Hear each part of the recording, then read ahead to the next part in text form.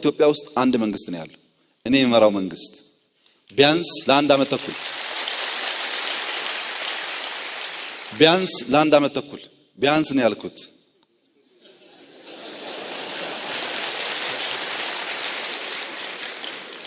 ከአንድ ዓመት ተኩል በኋላ ምርጫ ሲካሄድ እኔና ድርጅቴን ካልመረጣችሁ አቅፌ ስም ይሰጣችኋል።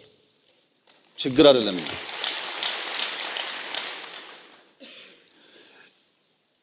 ሌላው ሰው በሐሳብ ልቆ ካሸነፈ ክላሽ አያስፈልገንም። ተቃቅፈን ተቀብሎ የጀመርነው ያስቀጥላል። እኛ ደግሞ ወይ እንታገላለን ወይ እናስተምራለን። ችግር የለውም። ከዚያ በፊት በ3 ወር በ5 ወር መንግስት ሆናለሁ የሚባል ቅዠት ግን ኢትዮጵያ ውስጥ አይሰራም። ቅዠት ነው እሱ።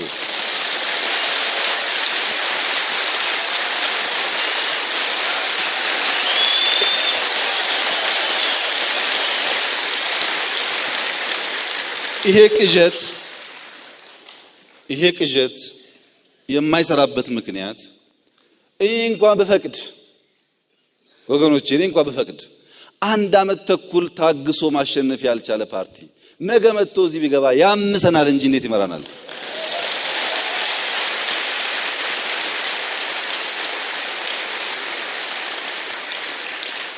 ሀያ ዓመት 30 ዓመት የታገሉ መታገል አይደለም የኢትዮጵያ ምድር መርገጥ ያልቻሉ ሰዎች ይብቃ ብለን ህግ ቀይረን ባሉበት አናግረን ለምነን አምጥተን ስናበቃ ልንወጋ አይገባንም።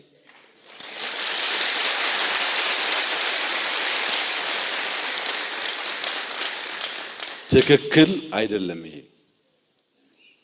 እኛ እኮ ውጊያ ይቅር ኑ ያልንበት ዋናው ምክንያት ኤርትራ ላይ የነበረው ውጊያ፣ ሶማሌ የነበረው ውጊያ ወለጋን ይመጣ እኮ አይደለም። እንደዛ እኮ አለ ማሳቡ። እኛ ያልነው ወንድሞቻችን እስከ መቼ ኤርትራ ይቀመጣሉ? ነገርየው እንደው ፍሬ ያፈራ የሁሉ ዓመት ተቀምጠው መቀመጥ ነው። እንደዚያ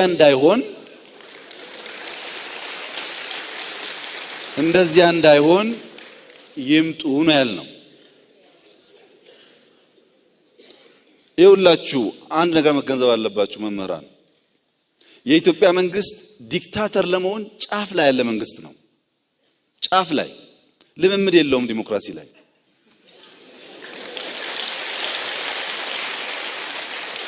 እንዲያው ነካ ስታረጉት ቶሎ አዋጅ አውጥቶ ቶሎ መጨፍለቅም ማሰርም ይችላል።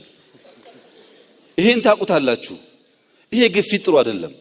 እኛ ከእንግዲህ በኋላ ለኢትዮጵያ ዲሞክራሲ ያስፈልጋል ብለን ስለምናምን ብዙ እየሆንን ታግሰናል ከምንናገረው በላይ። ለምሳሌ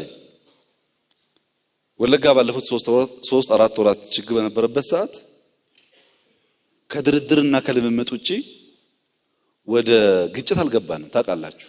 በየቦታው ጥያቄ ቢነሳም ግድ የለም በሰላም እያል በቅርቡ አንድ ልጅ እዚሁ አካባቢ የሚሰራ የወለጋ ልጅ ሂድና ሀገርን አገልግል ብለን ደምቢዶሎ ፖሊስ ብለን ላክ ነው በ3 ሳምንት። ከዚያ በፊት የሞተውን ምናምን ተውት። ይሄ ልጅ ልጆች አሉት፣ ቤተሰብ አለው። ህዝቤን ማገልገልማ ምን ችግር አለው ብሎ ሄደ።